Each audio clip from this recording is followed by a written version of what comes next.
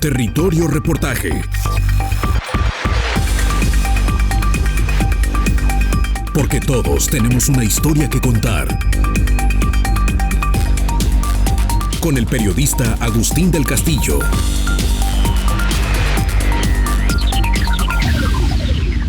La vida es una trama. El puma caza venados, pecaríes y mapaches. Estas presas comen follajes, pastos u otros animales más pequeños, como serpientes, pájaros y roedores. La fauna menor se depreda entre sí. Serpientes que comen ratones, búhos que cazan serpientes o roedores, o devora insectos y organismos menores. De entre los insectos, las aves y los murciélagos destacan los polinizadores de plantas, pero en general, todos los herbívoros dispersan las semillas de forma involuntaria. Todo, pues, está conectado. Esto significa que la pirámide o cadena trófica o alimentaria es, por un lado, la transferencia de alimentos, es decir, energía, a partir de quienes lo crean por fotosíntesis, las plantas, hasta culminar en los depredadores superiores, de nuevo, el puma. Pero también es un esquema de equilibrios precarios en que las especies de la parte alta controlan a las de la parte baja, comiéndoselas. Así, un ecosistema está sano cuando tiene todas sus partes y ninguna predomina de forma ostensible sobre otra. Siempre los seres vivos de la parte baja de la pirámide son más numerosos que los de la parte alta, pero no tanto que pongan en predicamento al nivel inferior, como ocurre cuando se extingue por cacería a los pumas o lobos, lo que deja al venado o al pecarí sin depredadores. Sus poblaciones crecen sin restricciones y presionan hasta el agotamiento a los pastos y el sotobosque. O dicho con una metáfora, la fábrica tiene a todos sus obreros y cada cual hace el trabajo que le corresponde para cumplir el proceso completo.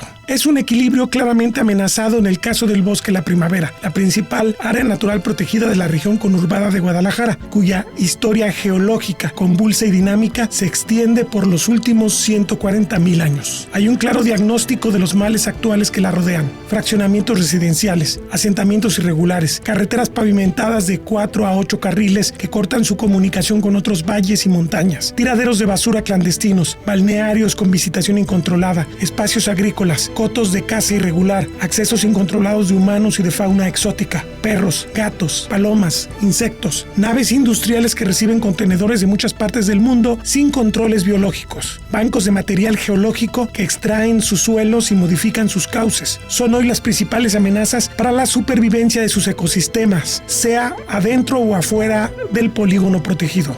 Todos estos factores pueden descompletar el tejido, deshilar la trama delicada que sustenta estas montañas y sus valiosos servicios ambientales. En resumen, ¿qué pasaría si el puma, el lince, el búho y el coyote se fueran para siempre? La doctora Silvia Socorro Salapa Hernández, investigadora de la UDG, coordinadora de la primera publicación sobre mamíferos de la asediada área natural protegida, ensaya respuestas sobre este tema básico para la ecología. ¿Cómo se establecen los ecosistemas? ¿Qué pasa cuando se desestructuran las cadenas tróficas? ¿Cómo se construye un ecosistema? ¿Cómo es posible que ciertos animales logren encontrar nichos para sobrevivir? ¿Y qué papel juega cada escala, cada nivel de la vida para estructurar estas cadenas tróficas que hacen posible? O sea, porque la gente de repente no entiende el valor de tener cierto tipo de suelo, de que haya ciertos hongos, de que haya ciertos insectos, de que haya ciertas plantas, y no entiende cómo está relacionada la cadena de la vida. Híjole, pues no es tan básica la pregunta. Al final, la riqueza de especies que encontramos en un área de interés, pues tiene factores incluso evolutivos. Geológicos, la modelación de los continentes, los cambios climáticos que han surgido a lo largo de la historia del planeta, van determinando, van moldeando los ambientes. La ubicación incluso de nuestro país, cercana al Ecuador, cercana hacia el norte, el Polo Norte, propicia ambientes tropicales, propicia ambientes templados. Entonces, todos esos factores geológicos y macroambientales van definiendo las características que vamos a encontrar a lo largo de nuestro país y en los territorios que nosotros podamos tener interés. Una vez que se definen las condiciones ambientales, se define el tipo de vegetación. Y en función del tipo de vegetación vienen entonces las especies que hacen uso de esos recursos. ¿Cómo seleccionan los nichos? Bueno, vienen otra serie de factores ya a nivel local, puntual, como por ejemplo la competencia entre las especies, qué especies son más eficientes para hacer uso de un recurso en particular, y esa especie que es más eficiente para hacer ese recurso, pues es la que va a estar presente y va a desplazar a las otras. A veces tenemos especies que se ven limitadas, por ejemplo, por condiciones fisiológicas, tolerancia a la temperatura, tolerancia a la disponibilidad de agua, tolerancia, otra vez, a factores que ya se definieron en ese tipo de ambiente. Entonces, esas especies que tienen una mayor tolerancia, por ejemplo, a la sequía, pues va a estar presente en un ambiente que tiene unas características de escasez de agua y de abundancia de agua, etc. Y así es como se van definiendo las especies. No es, bueno, son procesos complejos, son procesos históricos, son procesos locales, puntuales. Algunos robustos, tenemos especies generalistas, tenemos especies que sí toleran el cambio, las modificaciones, pero tenemos especies también muy sensibles y especies especialistas, que si un recurso en particular, por una intervención humana o por algún otro factor desaparece, esa especie va a también desaparecer.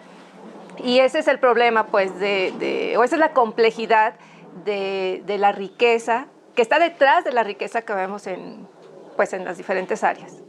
¿Y por qué siempre tendemos a verlo como pirámide, esta cadena, justamente? Pues al final, porque tenemos más recurso, planta, vegetal, es el recurso más abundante, y al ser más abundante, propicia o mantiene o puede mantener a más especies que se alimentan de ese recurso, que serían las especies herbívoras, que serían como la primera base. Después tenemos especies que se alimentan de esas herbívoras, que suelen tener tamaños más grandes, que suelen requerir espacios mayores, y entonces se disminuye esas especies porque requieren espacios más grandes y no competir entre ellas. Entonces se empiezan a repartir el recurso herbívoras y se hace una cadena y se achica la pirámide. Y luego tenemos los depredadores de la punta, pues, que se alimentan de esos otros carnívoros, que suelen ser especies más grandes, que requieren territorios más grandes, y entonces por eso la pirámide la vemos, se forma la pirámide. Pocos depredadores tope, un poco más depredadores medios, y luego al final tenemos las especies herbívoras y luego el recurso vegetal. Y eso para juzgar si un ecosistema es sano, está presente esta pirámide y en este tipo de estructuras poblacionales. Porque me refiero, si hubiera muchos depredadores tope, pero no hubiera muchos herbívoros, pues en algún momento se van a ir, ¿no? Es muy poco probable que una comunidad con esas características permanezca por mucho tiempo. Claro, sí, claro. Porque los tope no van a tener de qué alimentarse. Claro. Y se van, desaparecen. Digo, porque mucha gente no comprende, y eso lo comentaba con Sergio también, no comprende el papel, la relevancia de los carnívoros, sobre todo de los tope. Y de hecho hay pues una tendencia en ganaderos, agricultores, a eliminarlos y los ven incluso como competencia porque se sienten dueños de los venados ellos, pues, o sea, ese tipo de cosas. Sí. Y a veces suponemos que el único efecto que pueden tener la ausencia de los depredadores tope se puede quedar en el siguiente nivel. Pero no es así. La ausencia de depredadores tope tiene un efecto hasta el nivel base, que puede tener una repercusión incluso en nosotros. Hay algunas investigaciones que se han hecho en la que evalúan qué pasa cuando un depredador tope es eliminado de una comunidad. Bueno, pues incrementan los herbívoros, por ejemplo. Los herbívoros consumen demasiados pastos o demasiado hierbas. Crecen los pastos y los pastos favorecen la abundancia de ratones. Y los ratones son transmisores de enfermedades zoonóticas que pueden afectar a los humanos. Entonces, la ausencia de ese depredador tope no para en la siguiente base de la cadena, repercute hasta nosotros. Entonces, por eso es importante que entendamos que cada una de las especies en un ambiente pues tienen un papel que, bueno, necesitamos conocerlo y necesitamos conservarlo. El parque natural más antiguo y famoso del mundo, Yellowstone, al centro norte de los Estados Unidos, vivió durante décadas ese colapso por la desaparición del lobo gris en sus montañas. Hoy, la primavera, también caldera volcánica, ve amenazado su futuro si sus felinos tope, el lince y sobre todo el puma se van. Pero a final de cuentas, visibilizar toda la trama de la vida y sus flujos es lo fundamental. Y sobre la primavera aún se sabía poco hace apenas 15 años. Nosotros iniciamos trabajos en la primavera en el 2010 y pues lo primero que necesitábamos saber era qué especies hay en la primavera. El plan de manejo citaba 22 especies, pero se nos hacían muy pocas. Y cuando revisábamos literatura, pues había grupos que no estaban para nada explorados, como los ratones, como los murciélagos, por ejemplo. Entonces decidimos comenzar con el inventario. En particular, en mi caso, que trabajo con murciélagos, pues fue con lo que nos enfocamos. En ese entonces, uno de los coautores de esta primera publicación, que surge también a la par de la guía, trabajó con roedores y bueno, lo de mamíferos medianos, que estaba más o menos completo. Pues integramos este trabajo y en esa primera publicación surgen 59 especies de mamíferos. Esto, bueno, es realmente muy, muy importante porque en algunas evaluaciones, publicaciones que se habían hecho en el pasado sobre cuál era la eficiencia que las áreas naturales tenían en la conservación con mamíferos, pues la primavera siempre estaba ubicada en los últimos lugares, porque pues con 29 especies, la verdad es que no pintaba. Entonces, publicamos este trabajo, surgieron 59, hicimos un ejercicio de reevaluarla en los criterios que algunas de estas publicaciones usaban y sí se nos iba a un lugar importante, porque sí, 59 especies realmente es una gran diferencia. En estas 59 especies pues surgieron especies endémicas al país, que bueno, las tenemos presentes ahí, también especies en la norma oficial. Entonces, bueno, ese fue el primer paso con el que iniciamos el trabajo en el Bosque de la Primavera.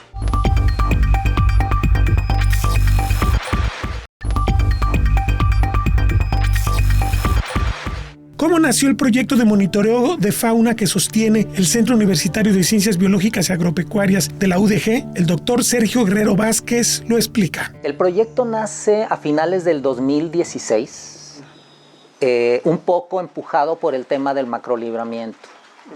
Y ante la necesidad de generar información que permitiera tomar decisiones de una serie de aspectos que justamente el macrolibramiento estaba detonando. Entonces, a partir de este momento, un grupo de investigadores del centro universitario nos enfrascamos en la idea de generar un proyecto relacionado con corredores biológicos. Pero uno de los aspectos centrales, uno de los aspectos previos relativos a la parte de corredores, pues es saber cuál es el estado y la condición de algunas poblaciones de las especies que viven en el Bosque de la Primavera.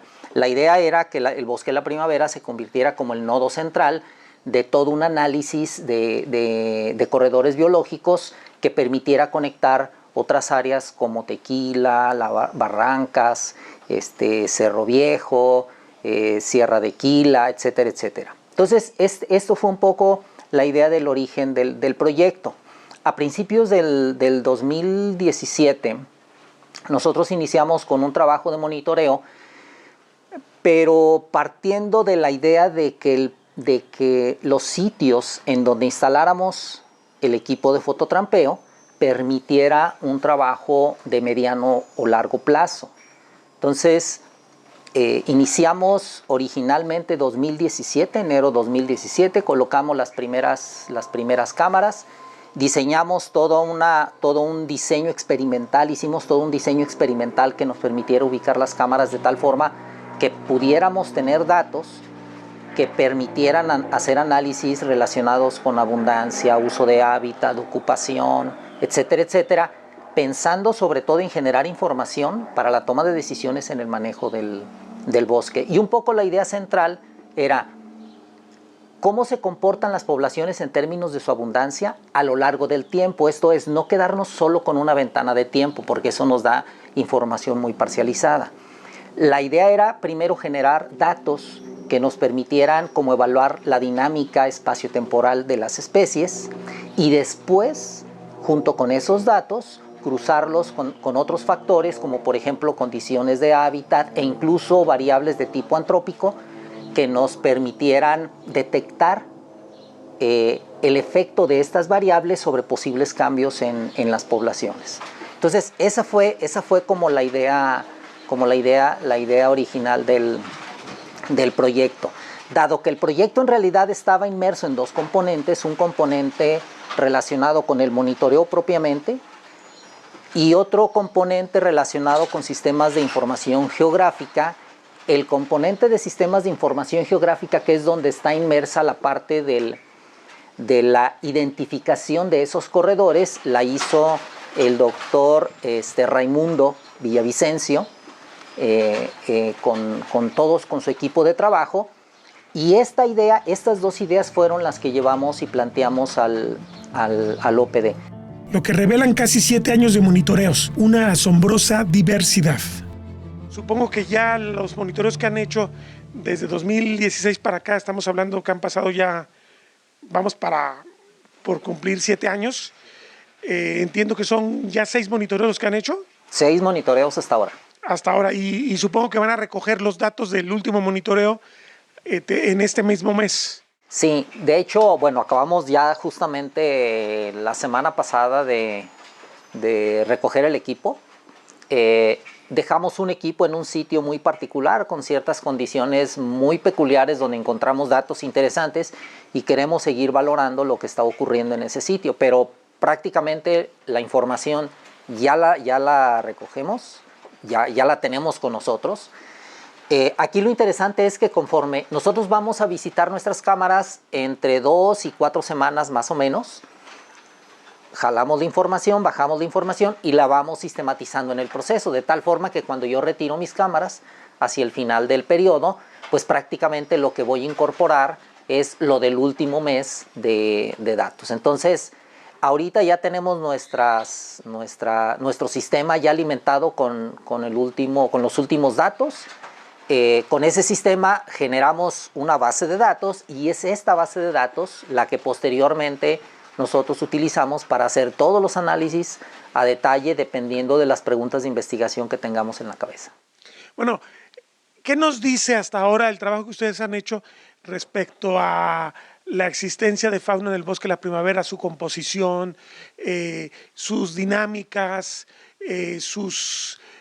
las preguntas básicas que uno diría, ¿cómo hace esto que la primavera sea un área silvestre que está inmersa en procesos evolutivos y que sigue inserta? Porque de repente mucha gente, como bien tú lo mencionabas fuera de la entrevista, tiene la idea de que el bosque es más bien un parque, pero es muy importante, y también hablabas de un tema de diversidad que puede ser muy impresionante y que la gente no se imagina.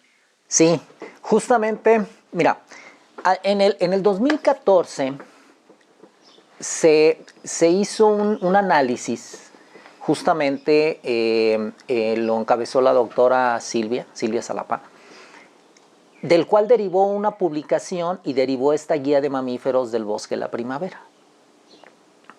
Una de las cosas interesantes que en ese análisis surgió es, ella principalmente se enfoca más a la parte de murciélagos, a la parte de quirópteros, y los primeros años de trabajo en la primavera un poco fueron encaminados en esa parte. Pero al principio el plan de manejo del bosque, no sé, tenía 5 especies de murciélagos, nada más. Al final del trabajo, y ya en esta publicación se retoma esa parte, tenemos cerca de 29 especies, 30 especies de murciélagos. Con esta información, más un poco de información de lo que ya existía en el bosque, alcanzamos ahora más o menos unas 59 especies, 60 especies de mamíferos. Esto representa más o menos el 30%, un tercio aproximadamente de lo que tenemos documentado para Jalisco. Y eso te habla de la importancia que tiene el bosque de la primavera como refugio de fauna. En el caso de mamíferos medianos y grandes, que es el enfoque del proyecto de monitoreo, hasta el momento nosotros hemos documentado unas 14 especies.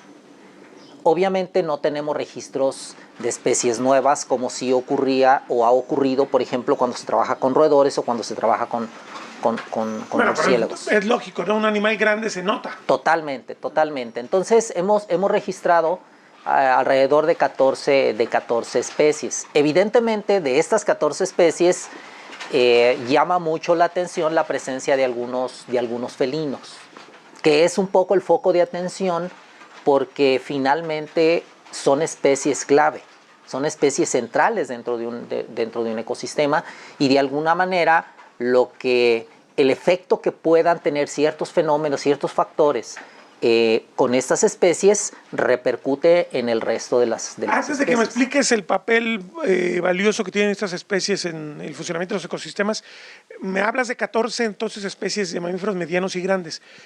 ¿Puedes enumerármelas o las que recuerdes? Tenemos entre los didélfidos, entre las especies marsupiales, tenemos tlacuache, hemos registrado tlacuache, hemos registrado armadillo, hemos registrado conejos, hemos registrado entre los cánidos, entre los parientes de los perros, tenemos coyotes y zorra. Tenemos entre los parientes de los mapaches, el mapache, el cacomixtle, hemos encontrado tejón. O sea, el tejón. El cuatí. El cuatí. Sí. El cuatí, el que comúnmente le llamamos como cuatí. También hemos encontrado venado, hemos encontrado pecarí. Y de los gatos, lince y puma. Son las especies que tenemos actualmente registradas. Bueno, y 2 especies de zorrillos. El zorrillo común y otro zorrillo que le llaman zorrillo hocico de puerco, que es un zorrillo un poco más grande, con una banda blanca muy grande, muy llamativo el animal. Los hemos encontrado las dos especies. Esto hace más o menos las 14 especies que hasta el momento hemos registrado. Dentro de ellas hay algunas que han dominado. Por ejemplo, en el registro fotográfico, como el puma, tenemos una buena cantidad de registros, el lince, pero de las que más tenemos pues son de pecarí y son de venado cola blanca. Coyote también tenemos una buena cantidad de registros. Una diversidad biológica que no sería tal si no hubiera intercambios con otras regiones, subraya Sergio Guerrero. Y aquí lo interesante es cómo en el tiempo estas especies se van comportando en términos de su abundancia. Y finalmente qué factores están influyendo para esos cambios, que ese es un poco el enfoque y el punto central del proyecto. O sea, detectar esos cambios, determinar qué factores están influyendo en esos cambios y sobre estos factores tomar medidas, de ser necesario, medidas de manejo dentro del bosque de la primavera. ¿Qué es lo que hace, qué apunte nos puedes hacer de esto que estás planteando? O sea, ¿qué factores hacen que haya abundancia o que disminuya o que fluya de un modo o de otro? Mira, en parte del proyecto, como parte del proyecto se han involucrado varios estudiantes, algunos de ellos de posgrado, y recientemente se acaba de titular una de nuestras estudiantes con un trabajo en donde evaluó los 3 primeros años para puma, pecarí y venado. Y una de las cosas interesantes que surgieron es que hay una serie de variables que explican un poco la presencia de estas especies. Por ejemplo, en el caso de puma, sucede que un factor importante es la presencia de agua. En el caso de pecarí, las coberturas de los estratos medios, la cobertura de los arbustos, resulta ser importante, la cobertura arbórea más la presencia de agua. Pero para el venado cola blanca es más importante, por ejemplo, las condiciones topográficas. Esto le gusta mucho zonas abiertas con coberturas arbóreas abiertas, pero que la topografía sea más o menos plana.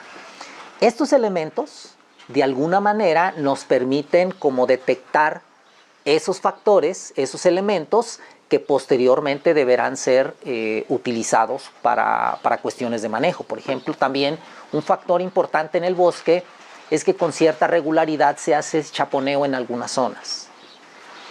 Y un poco la pregunta es si ciertos estratos, si ciertos elementos de la vegetación son importantes para ofrecer cobertura, ya sea para que se oculten las presas o para que se oculte el depredador y luego nosotros se los quitamos, pues de alguna manera estamos yendo en sentido contrario de lo que tiene que ver con el manejo del bosque. O el efecto que pueden tener los incendios, porque uno de los estratos que se ve fuertemente afectado con los incendios, pues es el estrato arbustivo, además del estrato bajo. Pero el estrato arbustivo se lo lleva, esto puede tener de alguna manera un efecto negativo en la presencia de las especies que están siendo influenciadas en el uso de ciertos sitios por este tipo de estratos. Pero también supongo que el hecho de que el bosque sea un mosaico permite, si aquí este lugar que me gustaba se quemó, yo tomo otro tipo de estrategias, ¿no? O sea, los animales siempre están tomando decisiones en ese sentido, ¿no? Totalmente, y no solamente bajo el efecto de los incendios, sino también bajo el efecto de los cambios naturales dentro del bosque. Si ahorita vamos al bosque, el bosque está totalmente seco. Si aún no puede ver los estratos, el estrato arbóreo y el estrato medio prácticamente pelón, o sea, sin hojas.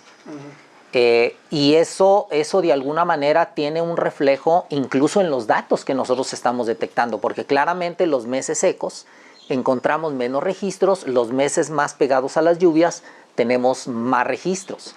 Entonces, aquí lo interesante es ahora detectar justamente hacia dónde se van durante el periodo donde hay incendios, durante el momento donde haya algún incendio o durante el momento que bajo la influencia de condiciones naturales los animales también tienen que desplazarse.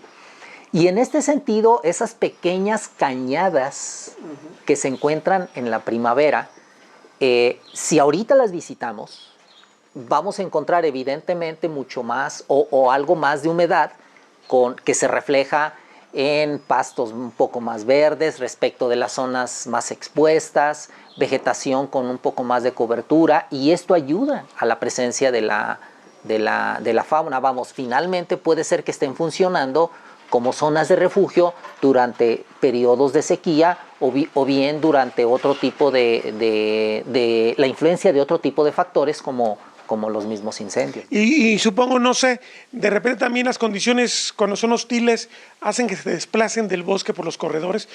No sé si todos estos animales lo hagan, pero del puma se ha hablado mucho, que se desplaza por territorios grandes, que de repente aquí no hay alimento, me muevo a otro sitio donde va a haber más posibilidades. Pero yo no sé si Sierra Tezistán, si la Barranca, si la Sierra de Quila les provea condiciones distintas. Que supongo que sí, porque son bosques distintos, ¿no?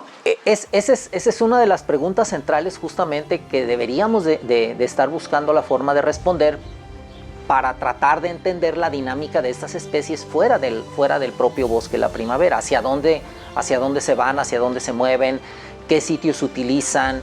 Evidentemente que hay un factor que en particular, por ejemplo, en el caso del puma, puede detonar ese patrón de desplazamiento y que puede estar también incluso influenciado por la presencia de sus presas. Claro. Entonces ahí, por ejemplo, entre las variables que hemos encontrado que influye qué sitio selecciona el puma, en buena medida están mezcladas la presencia de pecarí y la presencia de venado.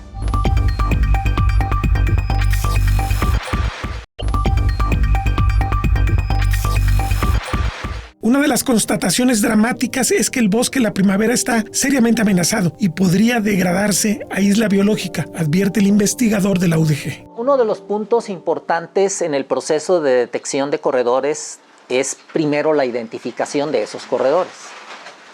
Y el segundo paso dentro de esos corredores debe ser la evaluación de esos corredores. Un poco la pregunta dirigida respecto a lo que tú justamente señalas. ¿Se está haciendo uso de ese corredor? ¿Y quiénes lo están usando? ¿Por qué refiero esto? Porque finalmente no sabemos si los individuos de puma que tenemos o que hemos registrado en el bosque de la primavera solamente utilicen el bosque de la primavera, o si salgan fuera del bosque de la primavera, ¿sí? El detalle es que en el proceso de análisis tenemos que dar el siguiente paso para que justamente esos corredores ya detectados podamos hacer un trabajo de evaluación y que eso nos permita identificar si realmente algunas especies que se mueven tanto como el propio puma e incluso como el lince está haciendo uso de esos corredores. Sabemos que eventualmente la zona de paso de Ahuizculco es una zona a la que sí pueden estar recurriendo, porque incluso individuos, cámaras que tenemos ubicadas hacia esa zona, en los últimos monitoreos nos han permitido registrar más presencia de puma respecto de otros años. Entonces eso nos deja ver la idea de que quizás sí se están moviendo hacia ese lado. Hacia otros sitios tenemos ciertas dudas de si está ocurriendo, porque hay otros factores que están bloqueando de manera definitiva ese paso. Por ejemplo, ¿no? Por ejemplo, la zona del carretera está ahí como un muro impresionante. Y no es una carretera, o sea, son varias las carreteras que finalmente están funcionando como factores limitantes en el desplazamiento de algunas de las especies. Esto es muy importante que se resuelva, ¿no? Para que la primavera tenga futuro, ¿no? O sea, que los corredores sí estén abiertos, pues. Definitivamente, o sea, al final podemos tener un trabajo y un análisis de identificación de corredores y de evaluación de corredores. Pero si no tomamos decisiones que incidan en que estos corredores puedan estar operando, pues finalmente la primavera va a quedar como una isla. De hecho, el proceso que lleva la primavera va en ese sentido. Digo, si analizamos la dinámica del crecimiento de la mancha urbana sobre el bosque de la primavera y todo lo que ello implica, o sea, hay una serie de servicios que demanda el crecimiento de la mancha urbana, y todos estos elementos, el cambio de uso de suelo para fines de uso agrícola o pecuario, también están incidiendo en ese proceso de aislamiento del bosque de la primavera. ¿Han tenido alguna utilidad los pasos de fauna de la zona del macrolibramiento de Guadalajara? Esto responde Guerrero Vázquez. La realidad de las cosas es que si volteamos la vista a lo que ha sucedido en otros países, los pasos de fauna operan perfectamente. Entonces, la experiencia nos dice que la idea del paso de fauna puede ser una alternativa bastante viable para poder resolver los problemas de conectividad entre áreas naturales. Eso por un lado. En el otro sentido, están funcionando los pasos de fauna, en particular del macrolibramiento. La realidad es de que no lo sabemos. Y no lo sabemos porque no hemos hecho una evaluación dirigida a responder la pregunta directamente en la parte del macrolibramiento. Este paso de fauna al que justamente hace referencia, y un poco de ahí fue que empezó a detonar esta idea del proyecto, de la necesidad del proyecto de monitoreo, más el proyecto aparejado o alineado al mismo de los corredores de la primavera hacia otras áreas. ¿Por qué? Porque cuando nos invitaron a visitar el sitio, la primera pregunta que algunos de los que estuvimos en esa visita al sitio hacíamos era: ¿cómo eligieron este lugar? ¿Por qué eligieron este y por qué no otro? Entonces, la realidad de las cosas es que uno de nuestros grandes problemas es que este tipo de factores, este tipo de fenómenos como las necesidades de detonar una carretera o otro tipo de construcciones, siempre van 10 pasos adelante de nosotros respecto de la información. Entonces, no se contaba con información precisa, real, para determinar a lo largo de toda esa zona en dónde ubicar un paso de fauna. Con esto, ¿a qué nos lleva? Pues a tomar una decisión de instalar un paso de fauna en donde ahora, porque eso se hizo posteriormente, una vez que ya estaba el trazo. Una vez que eso sucede, bueno, pues donde se ajuste mejor para poder instalar un paso de fauna.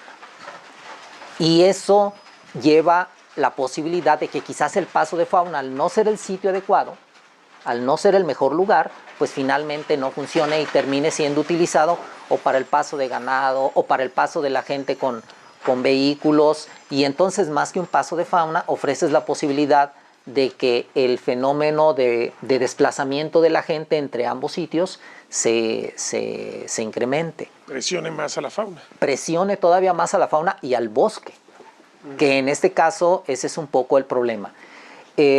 Cuando yo he preguntado respecto de si está funcionando o no, la realidad es de que no hay datos que permitan decir si está funcionando o no. Lo ideal sería que el proyecto de ustedes pudiera extenderse más, recibir más financiamiento para que nos diera respuestas más globales de las necesidades del bosque de la primavera, ¿no? Lo ideal, incluso yo diría, sería que pudiéramos operar un proyecto que nos permitiera evaluar de manera precisa y concreta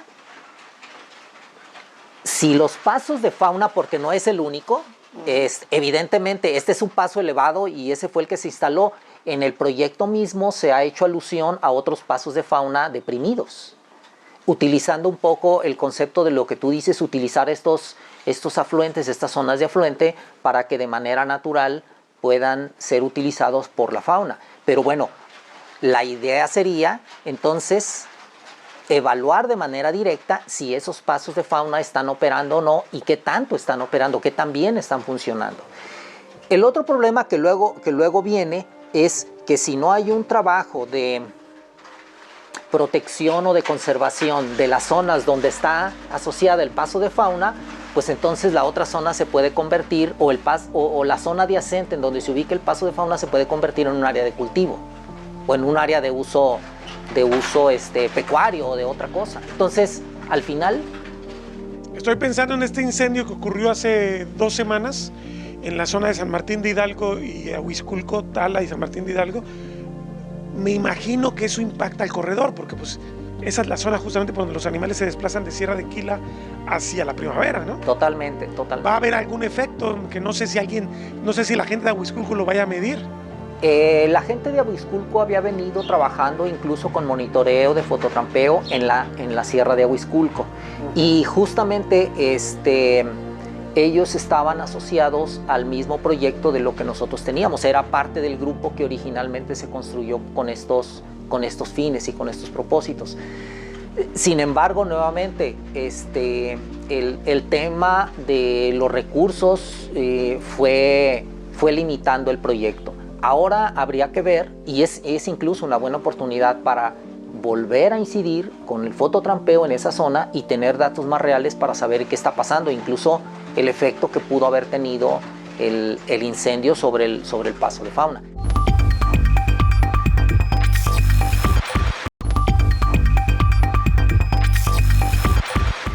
Pirámide trófica de la primavera.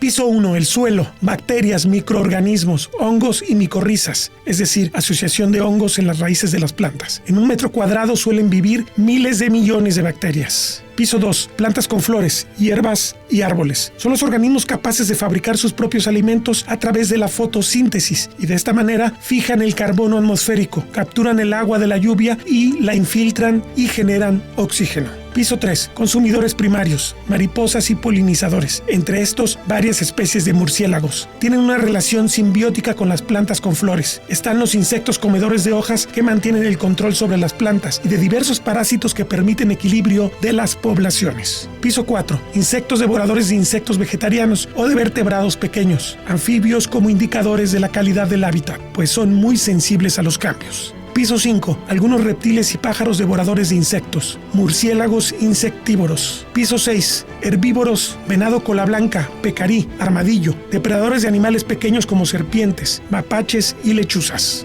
Piso 7. Depredadores mayores. Zorras, gavilanes, halcones, coatíes, necrófagos, zopilotes y mamíferos devoradores de cadáveres. Los comedores de carne permiten reciclar nutrientes y energía. Los necrófagos limpian además los ecosistemas. Piso 8. Superdepredadores. El puma es la cúspide de la pirámide trófica de la primavera, acompañado de otros felinos como el lince e incluso los coyotes. La existencia de este piso, el menos poblado, depende del mantenimiento de los 7 pisos restantes, y si desaparecen, estos se desequilibran y pueden colapsar.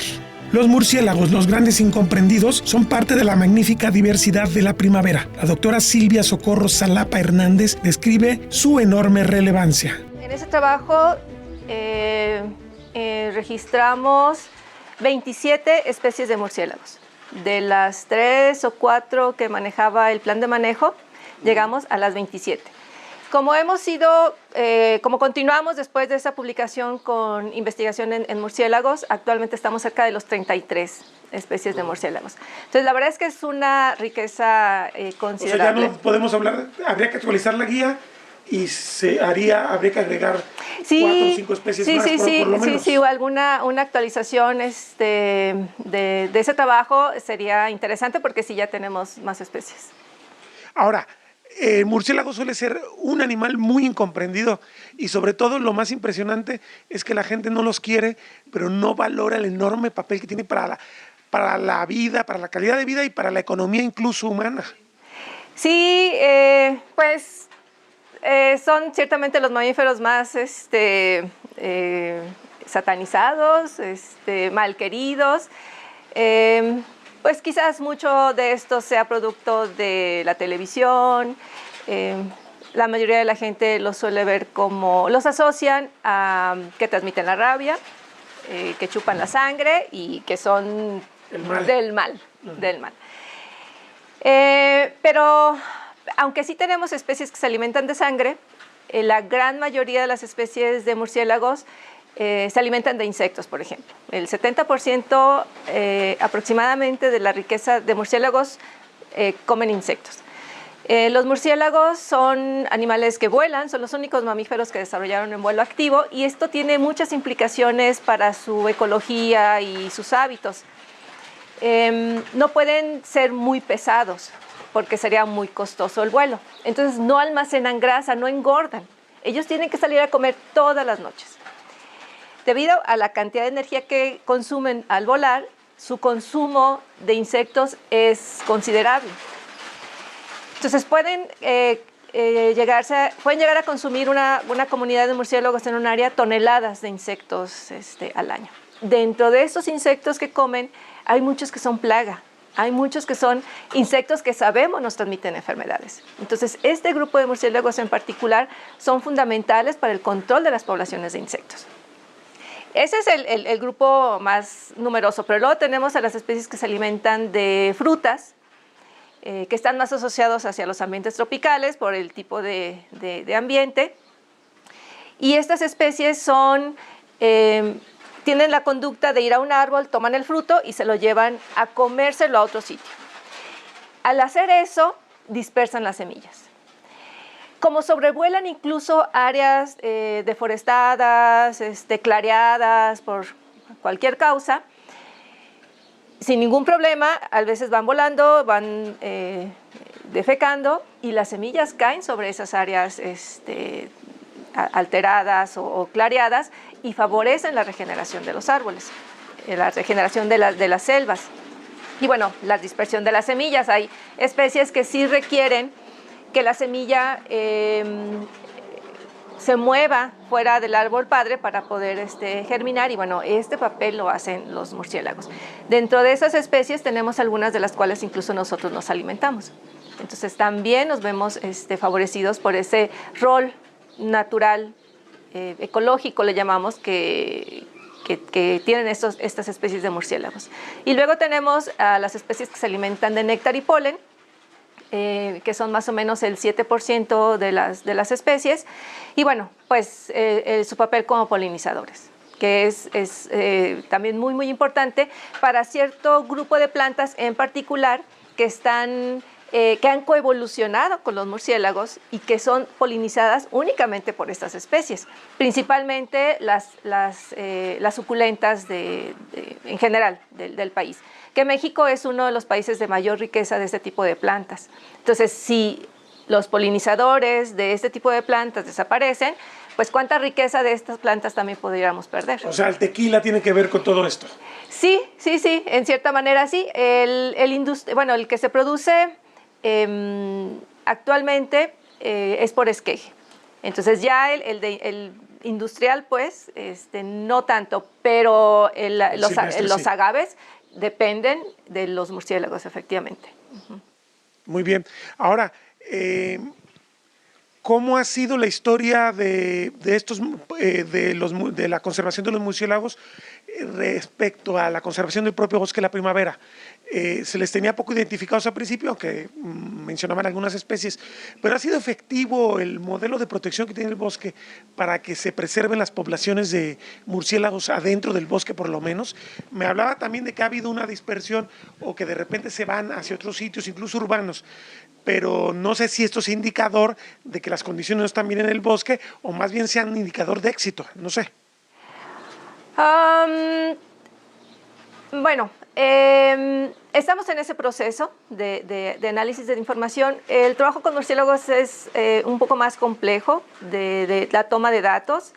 Tenemos dos metodologías principales. Una es el uso de redes de niebla, que se llaman, en el que los murciélagos salen a forrajear, están volando por diferentes áreas y quedan atrapados. Entonces nosotros los extraemos y pues ahí aprovechamos y vemos qué especies son. Pero los murciélagos, debido a que son nocturnos, tienen